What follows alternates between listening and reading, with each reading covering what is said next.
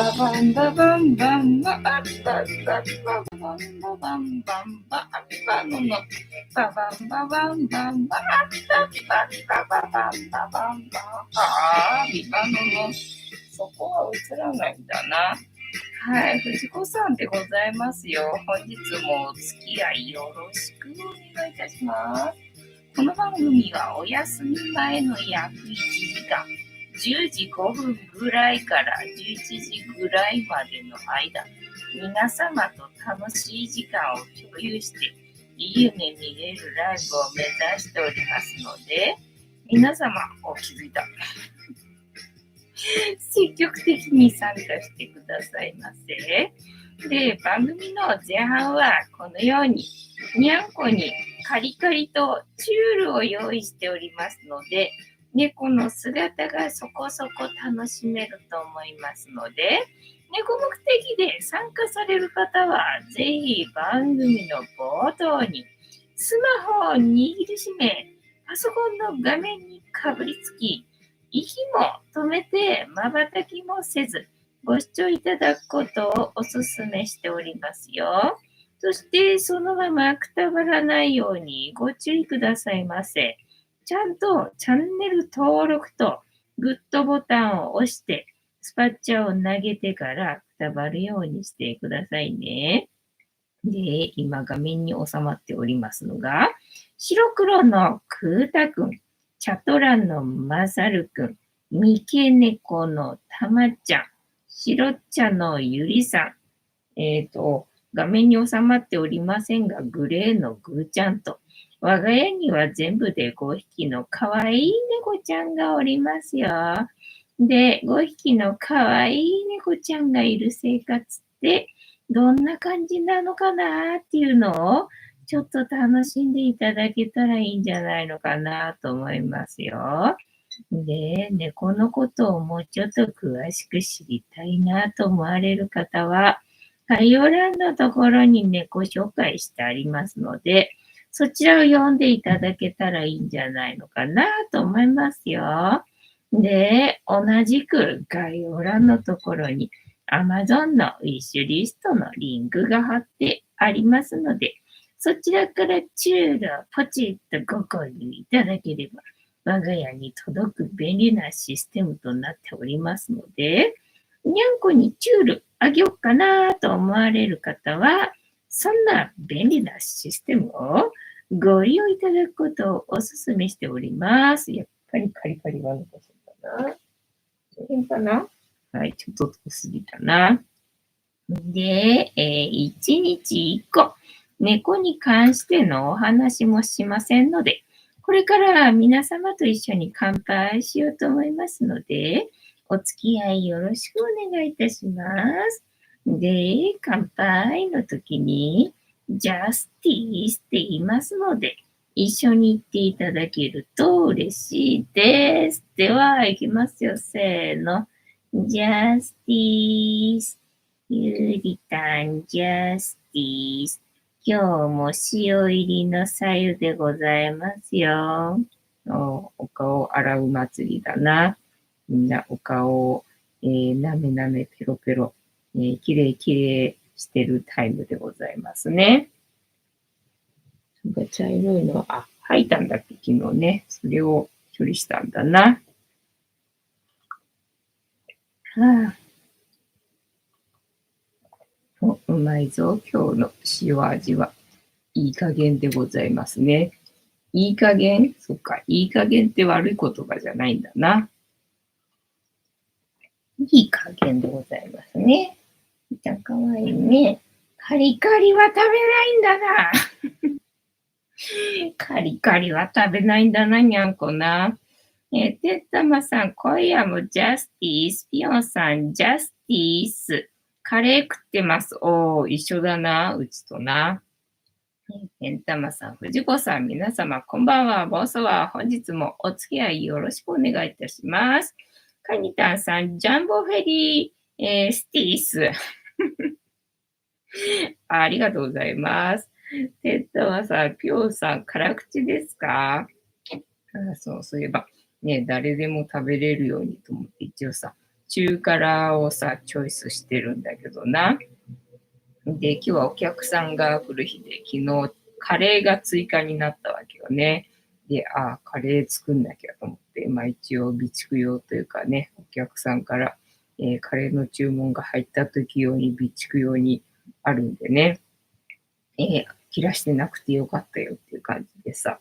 で、今日はカレー作ったんでね、カレーなんだけどさ、万人に合わせられるように中辛を買ってるんだけれども、うち野菜がいっぱいなのでね、野菜の甘みで、もしかして甘口なのかな、みたいなね、感じのカレーになっちゃうな、うちはな。ぴょんさん、中辛酢、てんたまさん、カニタンさんのジャンボフェリー動画またなし。実は一番ハマってんのがカニタンさんだったりしてな。いやいや、もう何か月か先かとね、だからジャンボフェリーがちゃんと稼働してる時にな、乗らないとって感じだからまだ先になるよな。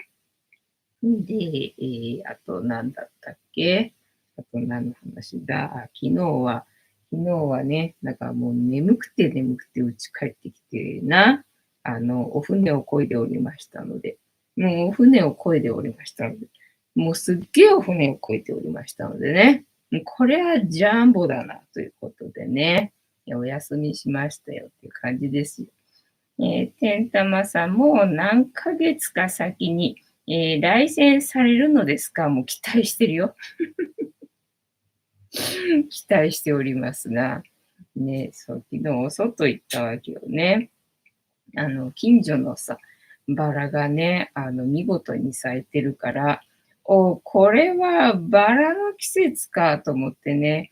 で、ここのとこはずっと天気悪かったりとかしたからさ、次晴れた時に行っとかないとな、なんてふうに思って、で、昨日はね、晴れたんでさ、行ってきたわけよね。咲いてるかどうかわかんないけど、情報によるとどうやら咲いてそうな感じだぞと思ってさ、行ったんだけど、そこにはね、案の定というか、バラは咲いてなくて、お花はいろいろと咲いてんだけどさ、咲いてねえじゃねえかよと思ってさ、やっぱ騙されたなと思ってね、ただのお出かけ動画になったなと思って、それが知れたから来てよかったよっていうふうに思ったんだけどさ、リータンどこに行く気だい？そんな隅っこでする気だよ。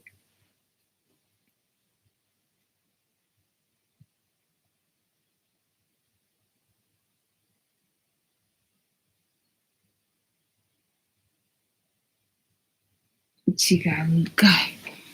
構えてるとな、構えてると察してしないんだよな。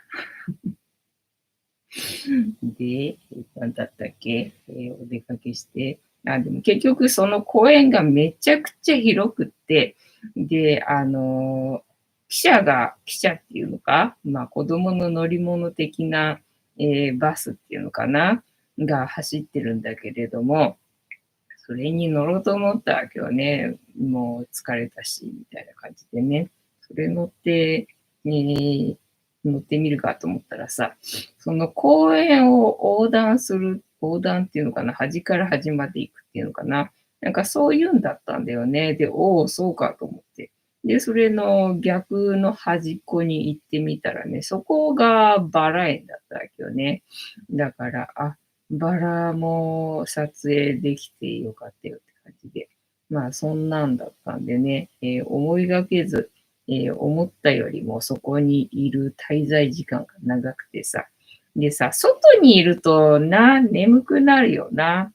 太陽の光浴びるとさ、ちゃんと人間の体って眠くなるようにできてるよな。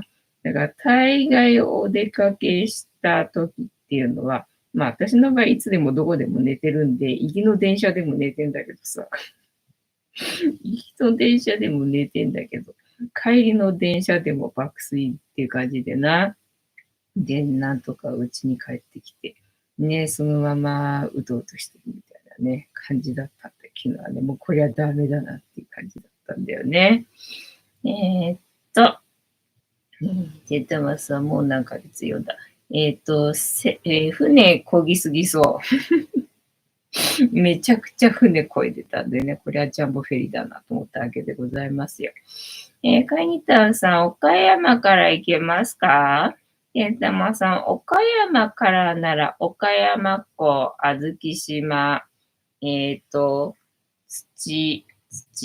なんとかこう、バスで、坂手港で、高松方面か神戸方面に乗船できますね。カニタンさん、なるほど。全然わかんない。ケンタマさん、もしくは、神戸三宮に出て、高松行きに、乗船するかですね。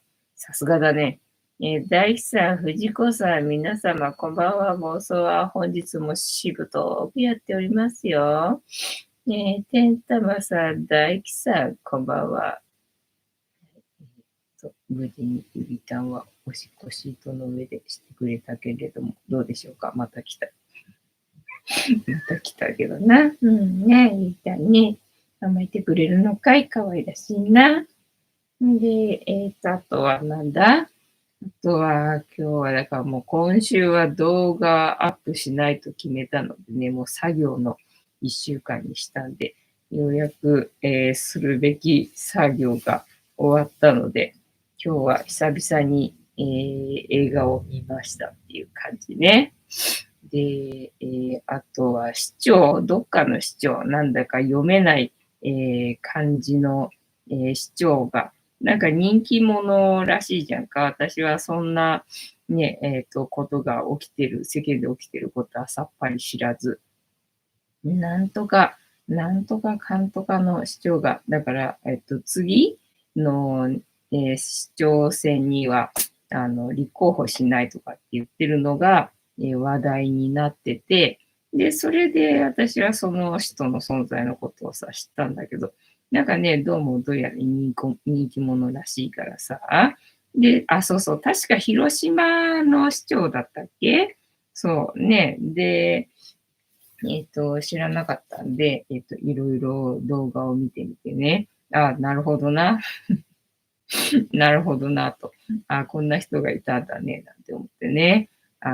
いいじゃないかっていう感じだったんだけど、まあ、期待はされるよね、そりゃね。だけど、まあ、次は立候補しないっていう話だったんでね、まあ、残念がってるみたいだねっていう、ね、感じの社会現象が今起きてるんだったかね。えーっと、大樹さん、こんばんは。てんたまさん、たけし、復活してるじゃないですか。そうだった。ジャスティスの挨拶の時に、たけしのこと言うのすっかり忘れたな。これのせいで、今日はね、スタート遅れたっちゅうのにさ。これのせいでスタート遅れたっちゅうのにさ、すっかりたけしの紹介を忘れて普通にジャスティスしてしまったな。このにゃんこのカリカリがね、映るかどうかなとかさ、散々やってて、なんだ、呼んだって顔してゆりたん出てきたけど今。ゆりたん自分の名前カリカリだと思っちゃった？ねえ、そう、だから今日もさ、残ってたわけよ、ご飯がさ、すごい。で、まあね、朝ごはんが普通に残ってたんで、まあお昼ご飯あげなくていいな、みたいな感じであげなかったんだよね。で、夕方、夕飯も、どっちだったっけ？昼ご飯はあげたんだったっけな？ちょっと足したんだったっけな、朝ごはんにな。で、普通に食べてなくて、で、夕飯まで残ってたから、あげずにいたんだけど、さっき見たらね、さすがに空になってたんでね、まあ一食分少ないもんね。やっぱりそうなるとさすがになくなるんだな、なんて思って。で、新しくカリカリ出してやったわけよ。で、結構昼間もさ、朝残ってたやつに、新しくカリカリを足してやると、新しく出した分はね、ちょっと食べたりとかすんだよね。だからね、で、マチがさっきさ、ゆりたんのこと追っかけ回してたから、これお腹空いてんのかと思ってね、また夜中に共食い事件が始まると困るなと思ったんでさ、マッチョのお腹を満たしてもらおうと思ってさ、新しく出せばね、食べるかなと。だけど、あんまり出してもまた残るからと思ったからね、まあちょっとだけだけど、ね、まあ、新しいのだったら食べるかなと思ってさ、出してやって、で、カリカリだけだと食べないかなと思ったんでさ、チュールも足してやったのにさ、チュールだけやっぱり舐めるんだな。カリカリ、まあ、綺麗に残ってるわ。もう、にゃんこさんよーって感じな。ジャパンさん、広島ね。で、その、やりとり、答弁っていうんだっけ。ね、議会だかなんかのやりとりを見てるとさ、まあ、質問してる人がアホすぎて、まあ、それに市長の仕事は時間奪われててな、まあ、気の毒にまあ、気の毒に、みたいなね。なんか、そんな感じだったみたいだね。まあ、それが次は、ね、立候補しないということなので、まあ、やりたい気持ちはあったけど、まあ、自分には他にもっとやるべき仕事が、ね、あるみたいなので、そちらに、移行しますって話だったんでね、まあね、自分のやるべき仕事が、ね、見えてるんだったら、まあ、そうなるよねっていうのでね、そうなんだなぁなんていうね、感じで、ね、いくつか動画を探して見てましたよ。どういう人なのかなと思ってな。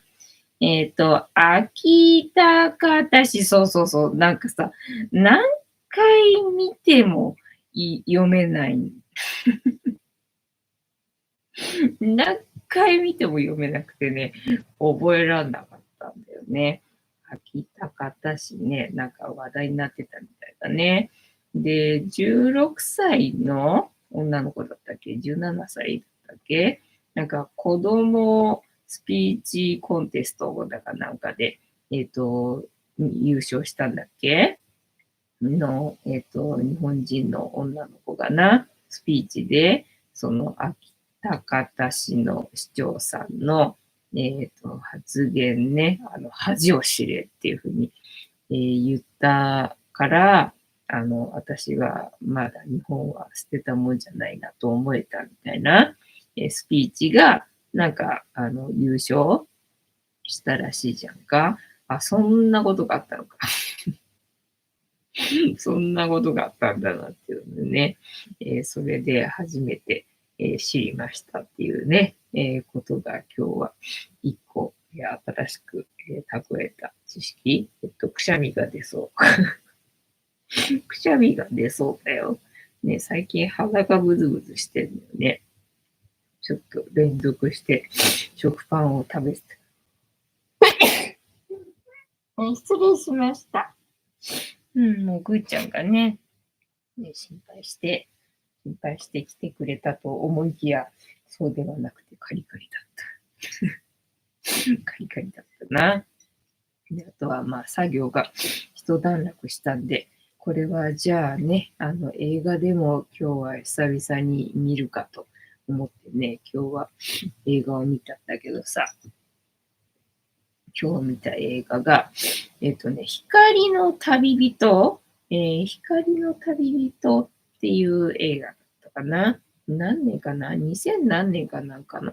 やっぱり、昔の映画みたいなんだけど、日本では、流行らなかったというか、映画自体がなんかあんまり流行んなかったのかな。で、あんまり話題になってないみたいな感じらしくって。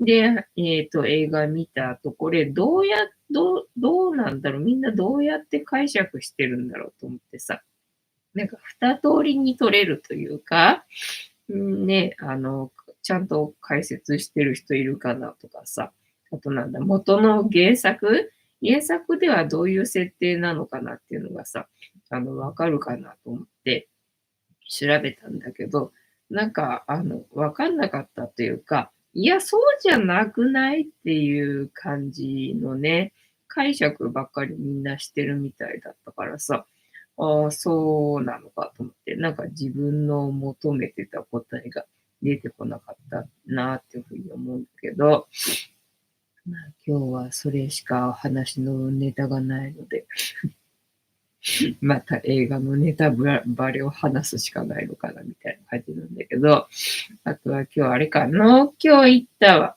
農協行ったんだけどさ、昨日農協行かなかったんだったっけな。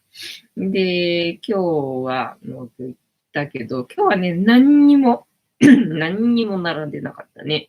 今日は何もねえなと思って。で、カレーは作んなきゃいけないからなっていうのが分かってたんでさ、ひとまず玉ねぎだけは買いに行こうと思って、で、スーパーに行ったんだな。で、玉ねぎを物色しててさ、なんか種類はいろいろあるんだけどね。新玉ねぎと、あとなんか、ちっちゃい玉の玉ねぎを、詰め合わせにして、まあ、300円するぐらいするやつと、あと、大きい玉2つで200円ぐらいのやつとあって、いつもはそれが置いてあるんで、それを買ってたんだけど、今日はなんかそれがね、あんまり玉ねぎの状態が良くなさそうな感じだったんだよね。だったらこの小玉の寄せ集めの方のがまだいいかな、どうかなって思って、で、新玉の方には全然目をもくれてなかったわけよね。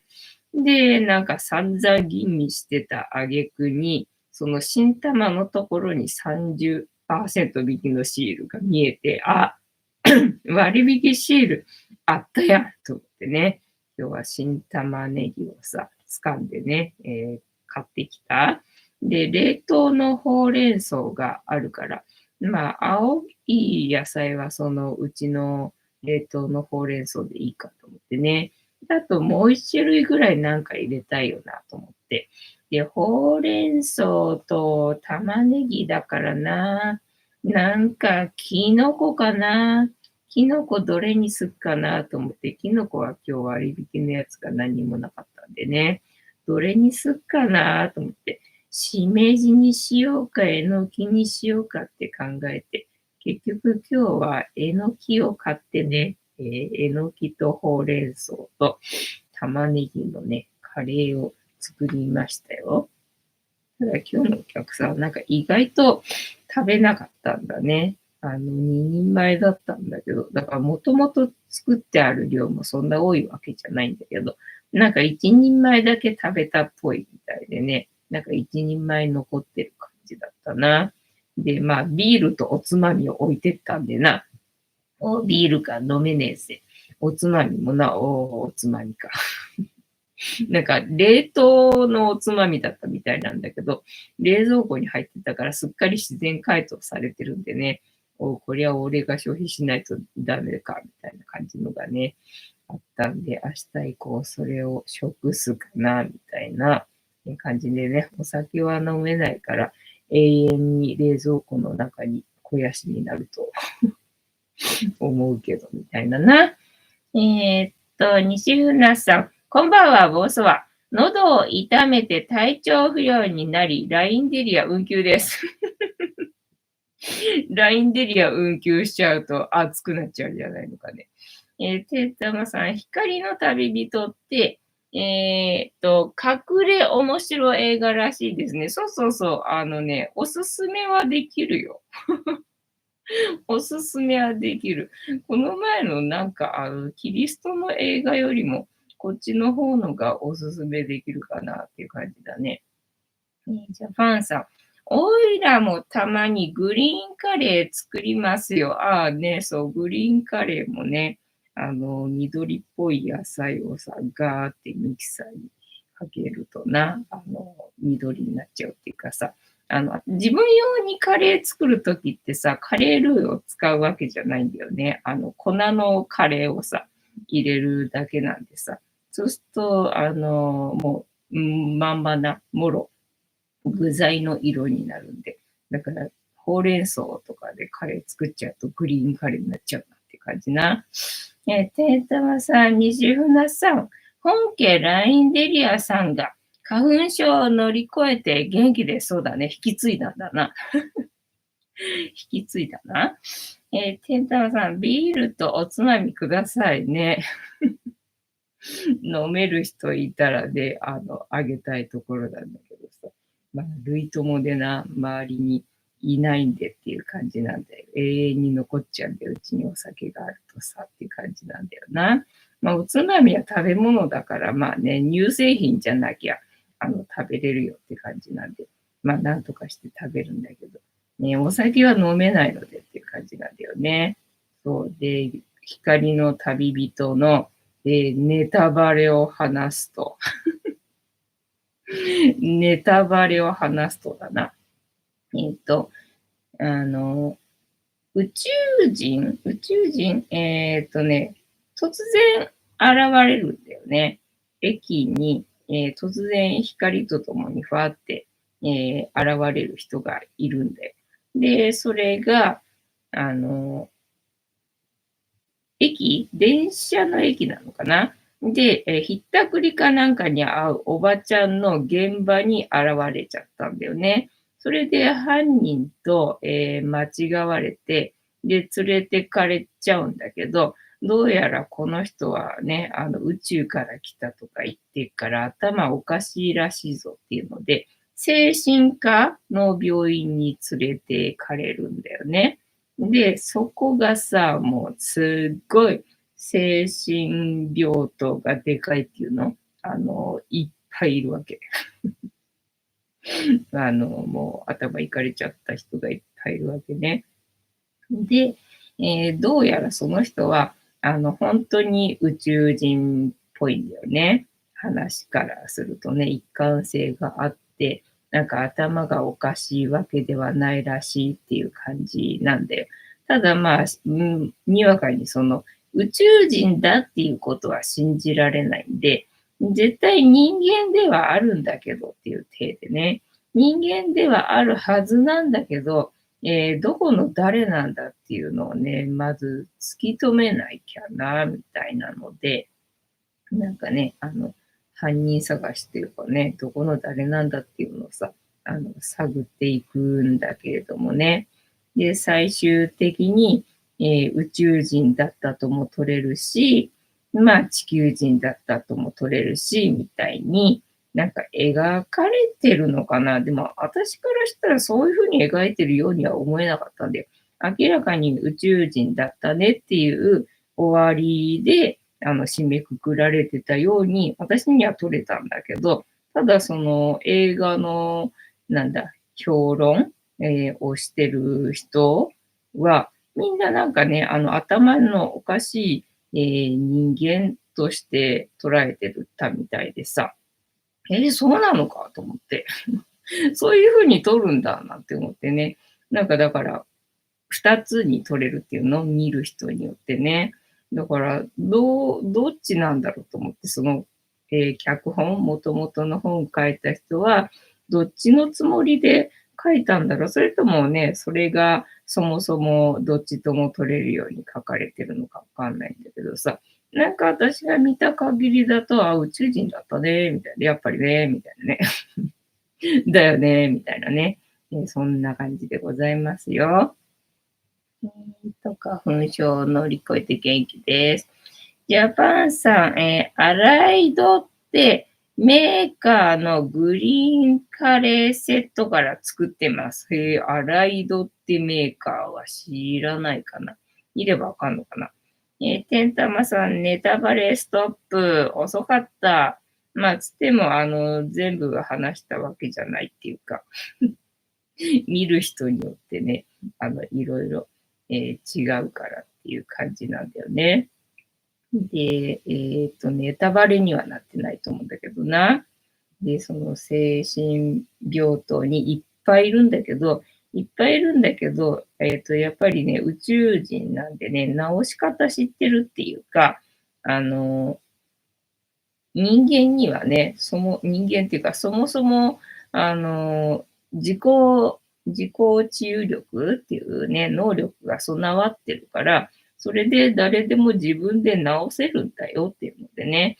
で、俺は医者なんだから、俺の仕事を取るなっつってさ、その担当にね、怒られるんだけどさ、だったらなんで誰も治ってねえんだっつってさ、言われてな。本当だよな、みたいなね。なんかそんな感じなんで。なんか言ってることがいちいち私的には、なんかね、しっくりくるんだけど、ね、そういう概念がない人にはな、ちょっとスルーされてしまうような感じなのかなっていう感じだったな。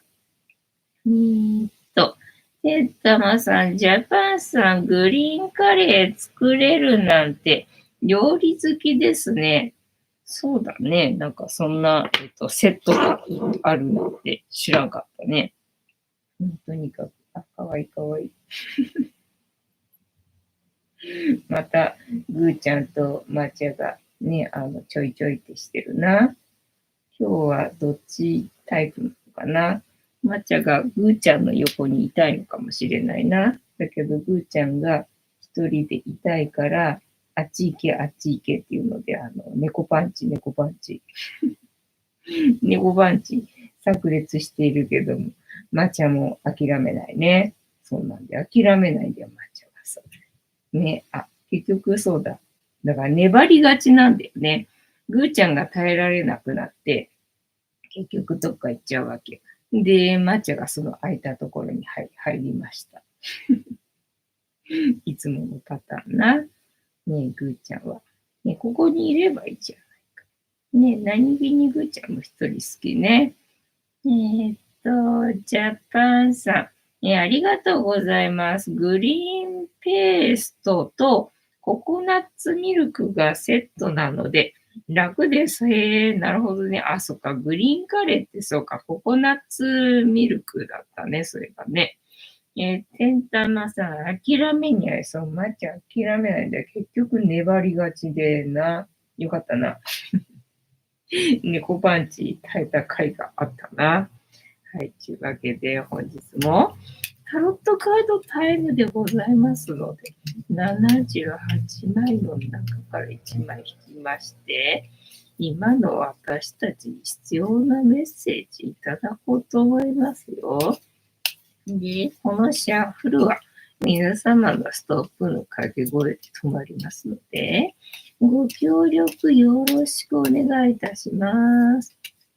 はい。あとは今日ね、だからお腹が空いて、いつものことだけど、いつものことだけど、お腹が空いてて、じゃあさ、コーヒーのお供にさ、巨大なパンケーキを作るんでさ、まあ、ひとまずはそれで、収まるんだけど、今日はさ、もう米粉がなかったんでさ、パンケーキ作れなかったわけよね。なので、うちにある一口羊羹を細かくね、切ってね。で、それをコーヒーのお供に食べたんだけどさ、まあ、それじゃあ空腹は満たされないんでね。で、そのスーパーに玉ねぎは買いに行かなきゃあれだもんなっていうふうに思って行った時にさ、ひとまず私は今お腹が空いているんだけれども、これどうしようかななんて思ってて。でね、おにぎりの赤飯があって、なんか今日はこのおにぎりの赤飯がすげえうまそうに見えると思ったんでね、おにぎりの赤飯買ってきて、で、すぐ食べた。買って帰ってきて、すぐ食べたよっていう感じな。で、お昼は夕方っていうのかな。3時半だったんだよね、お客さん来るのがね。だから私のお昼ご飯に、まあ、カレー作って、でね、ほら、2人前って少なくて作れないじゃんか。4人前ぐらいちゃんと作れるので、だから4人前作って、でね、昼と、あと夜の分とね、自分のカレーにしたんでさ。それをお昼食べて、だから今日もご飯いっぱい食べたなと思ってさ、で、カレーでまず飯を食べるじゃん。で、夕方言おうと思ってたけど、結局お腹が空いてお客さんが来る前に食べちゃったんだよねって感じなのでさ、ご飯1合分また食べたじゃんか。で、夕飯はもうね、食べちゃったからなと思いながらね、備蓄してあったアルファ米な、新しく追加購入したのでね、食べちゃおうかなっていう感じで。今日はなんだっけ、きのこ、違う、山菜おこわか。山菜おこわをね、食べたんだよね。で、お湯もさ、沸かしたけどさ、結局飲んでないんで、お湯たっぷり残ってるんでな。お湯を入れて、で、作ったんだけれどもさ。で、1000のところまでって書いてあって、で私大概ね、カップラーメンだとね、カップ目いっぱい入れちゃうんだけど、いや、でも、おこわだからなと思って、おこわお湯いっぱい入れちゃってさ、ね、米がふにゃふにゃになっちゃったら、それおこわにならないもんね、と思ってさ。まあ一応線の通り、お湯入れてさ、で作ったんだけど、結構あれ味濃いなと思ってな。だからこの味の濃さを考えると、なんかもうちょっとお湯を入れたい気がするんだけどな。でもね、これ以上入れると、おこわじゃなくなっちゃうよねっていうところでね、どうしようかなみたいな感じ。てんたまさん、カレー食べたくなってきたね。久しぶりに食べたよって感じだったけどな。やっぱり自分が作ったカレーの方が美味しいな。大吉さん、はい、LINE でリアストップありがとうございます。では、大吉さんから LINE でリアストップいただきましたので、ここから6枚置きまして、7枚目のカードを今の私たちに必要なメッセージいただこうと思います。では、いきますよ。せーの。1、2、3、4、5、6。で、7枚目のカード、本日はこちらでございます。せーの。じゃじゃん。なんだワンドじゃない。今日は想像だね。情報だね。情報の、今日はどっちキングクイーンだね。ね、なんか女性は男性に見えるし、男性は女性に見えるから、今日は女性に見えるから、キングかと思いきや、普通にクイーンだったね。ソードのクイーン。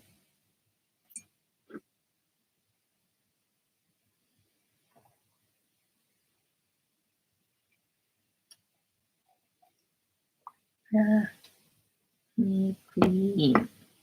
はい。で、今日、あれか、琵琶湖くんの動画を見てたのか。それで、キング牛丼っていうのがあるらしいっていうね、存在を初めて知って、そんなのあるのかと思ってさ、キング牛丼で調べてね、そしたら、はじめ社長の動画が出てきて、なんか今日は、はじめ社長の動画をさっき見たよ。はい。ソードクイーン、絵柄の意味、世界観。玉座にかけたクイーンは、右手に垂直に剣を持ちながら、左手も差し出しています。まっすぐに伸びた剣や、きりりとしたクイーンの表情は迷いのない強い意志や、聡明さを象徴。差し出した左手や、横向きに書かれたクイーンは、周りの意見にも耳を傾ける重要性を表しています。あなたは今、思慮深く物事の核心を捉え、冷静な判断ができていますか？テーマ、思慮深さをなんとかかんとかの視聴の動画見たりとかしてからそんなカード出てきたのか。はい。クイーンは、剣のクイーン。クイーンは物事の本質を素早く捉え、やるべきことを冷静に判断できる人。剣は風のエレメント。水の、女王は水のエレメントも持ち合わせています。風と水、内面や精神性を象徴。水の性質である柔軟さや重要性も、表しています。剣を右手に、垂直に持つ女王。垂直な剣は女王の、冷静な視点やまっすぐな強い意志を表しています。女王の剣は戦いに関する力の象徴ではなく、物事に対する明晰な思考。はい。投げめんどくさい。はい。物語。ソードは剣。製鉄という文明の発展により生み出されたもの。はい。長いな。はい。いいや。正位置。今日正位置。正位置全体。ありのままを受け入れ、真実に向き合うことで人生の大きな学びを得られると伝えています。また将来に向けて賢い選択や合理的な判断も下せそうです。人からどう思われようと、あなたが正しいと思う生き方をしていきましょう。はい。そしてあなたならどんなことも一人で乗り越えていけること、その力を秘めていること、信じてください。いつも心にゆとりを持ち、にこやかに過ごすことが運気アップの鍵に、そうですね。カードやったやないか。はい。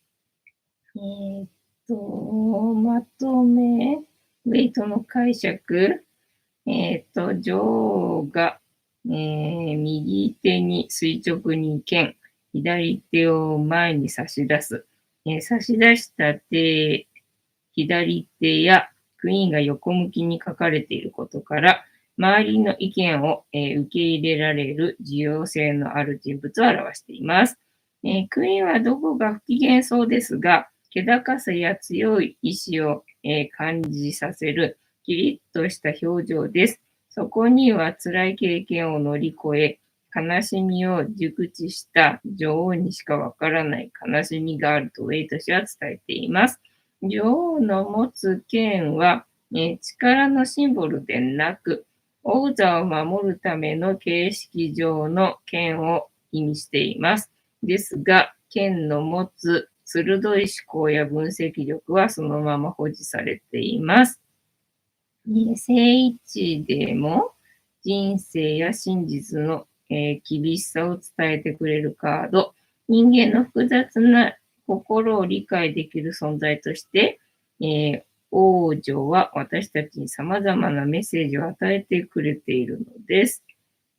てなわけで、本日のタロットカードの意味、調べるの回は、自分の力を信じてっていう感じだったでしょうかね。はい。楽しんで、参考にしていただけてたら幸いでございます。テンタマさん、諦めにあい。大吉さん、ラインデリアストップ。テンタマさん、好きやですか？そう、好きやだったみたいだね。なんだっけ。何牛丼だっけ？もう忘れた。もう忘れた。何牛丼だったっけ？それね、で、検索したら、すき家で食べてたよな。で、はじめ社長がいろんなところで食べてるっていうか、なんか地元が静岡なのかな。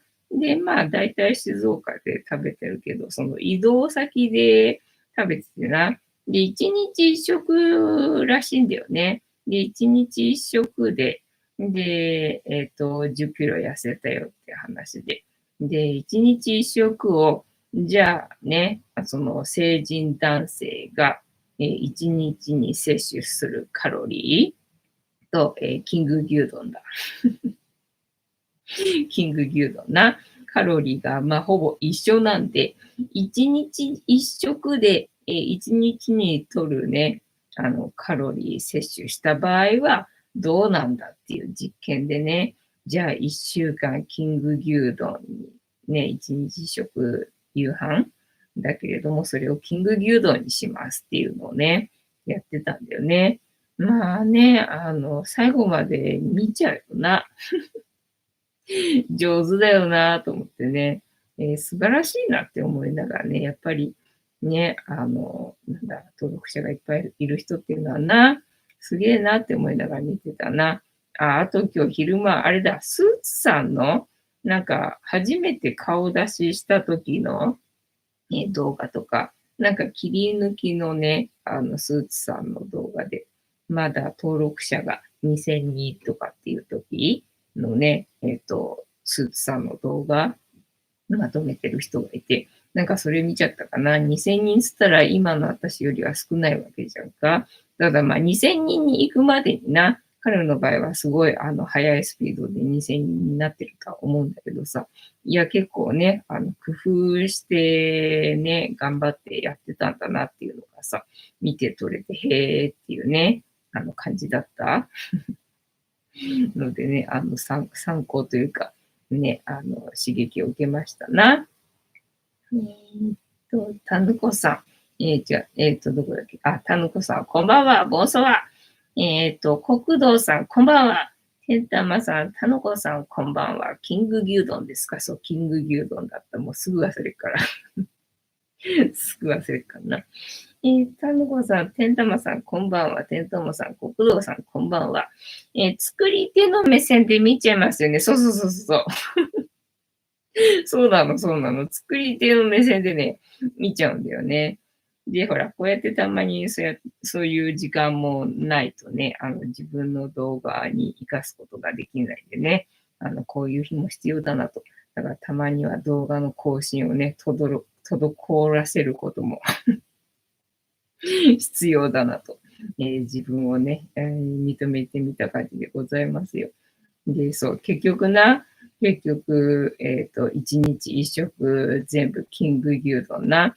それは、なんか、さすがに飽きるんじゃないかと思って、なんかね、挑んだらしいんだけど、結構割と、大丈夫だっていう感じだったんだよね。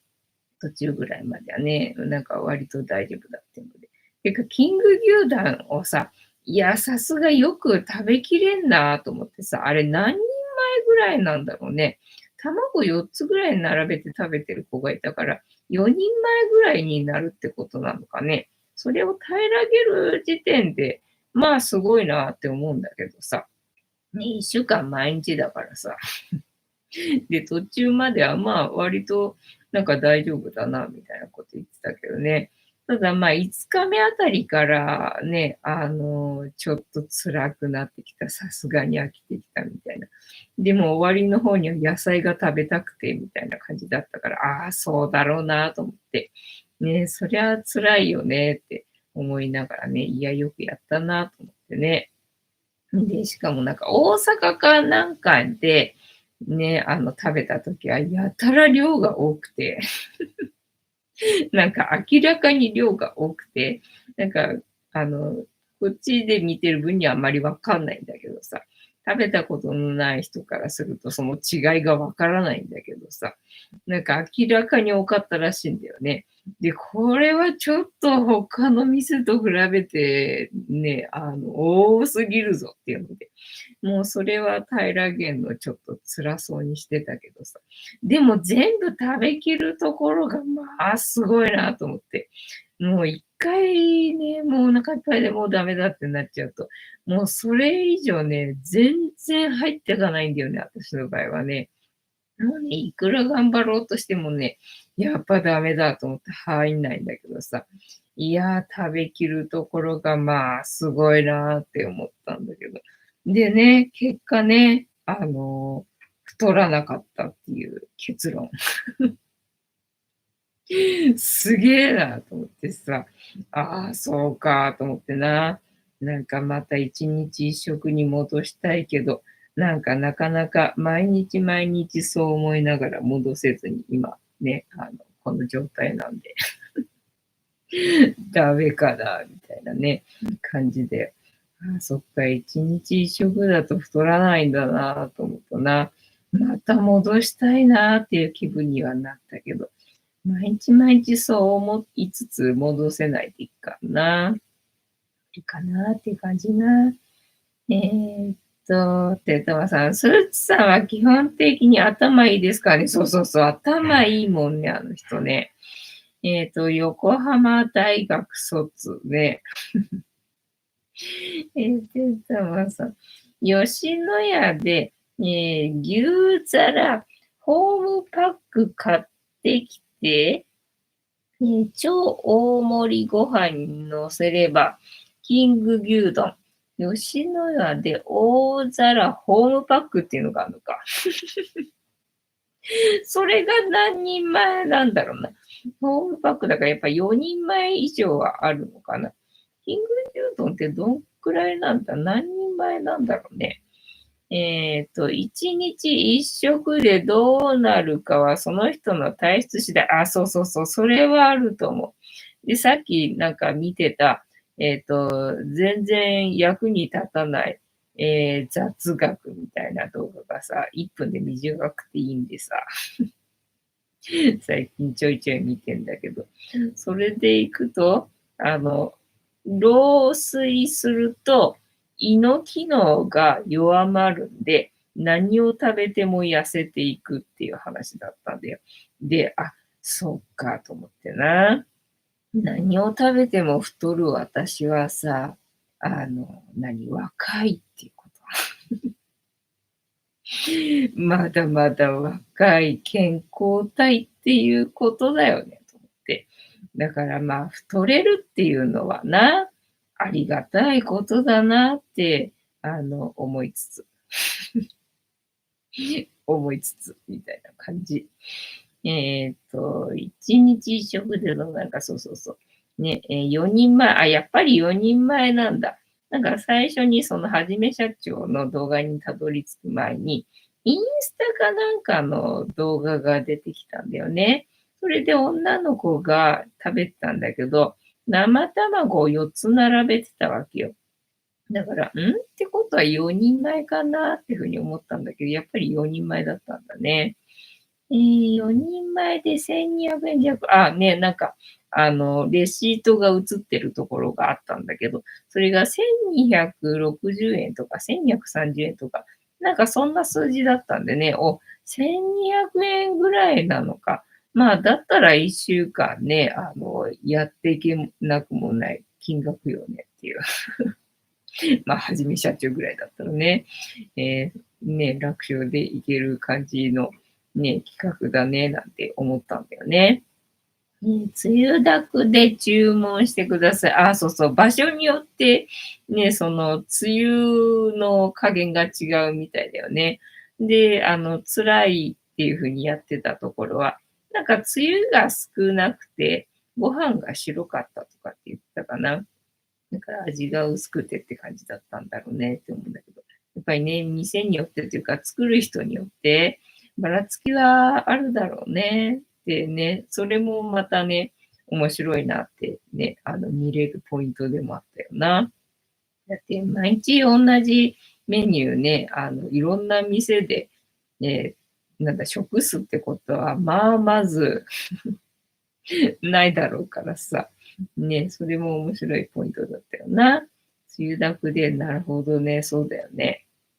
で、そう、1230円かなんかだったかね。ってことは、1個いくら4、4、16だから3、4、12だから300円か。1人前300円っていうふうに考えると、そっか、今ね、牛丼、そっか、もともと400円だったっけね、一食がね、今いくらかわかんないけどさ。そう考えると400円で考えたところでも、すでにお得っていう感じではあるんだ。ただ調べてみると結構断られるとかね、迷惑とか出てくるから、ああ、じゃあ別に注文したところで出てくるわけじゃないのかなとかさ、あと裏メニューって書かれてるから、なんかね、注文する人を選ぶのかなと思って、タッチパネルにそのキング牛丼っていうものはないのかな、普通に買えるもんではないのかなと思ってたんだけどさ、そのはじめ社長の動画見てるとさ、ね、普通に注文できてたっぽいもんね、毎日食べてたからね。だからまあメニューにあるんだろうなと思ったんだけどさ。ケンタマさん、ググってみると、キング牛丼の牛肉は並盛りの6倍、あ、ね、そう、なんか、はじめ社長が最初になんか量を説明してた気がするんだけど、それで言うとなんか6倍とか言ってた気がするけど、ただその皿に盛られてる絵を見るとさ、なんか4人前ぐらいかな、みたいな。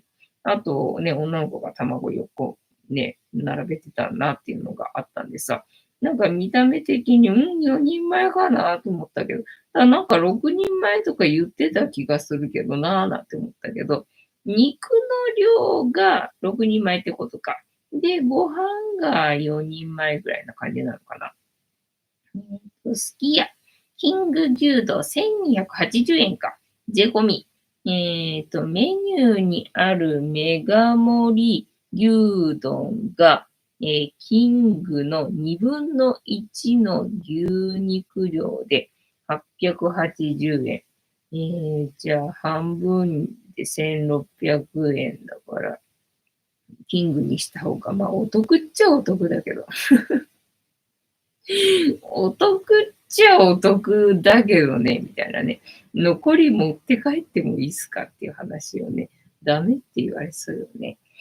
じゃあパンさん、牛丼食べたくなってきました。なるよね。いや、私それに生姜乗せて食べたいなと思って見てたけどさ、ただもうその生姜の分、傘が増しちゃうからね。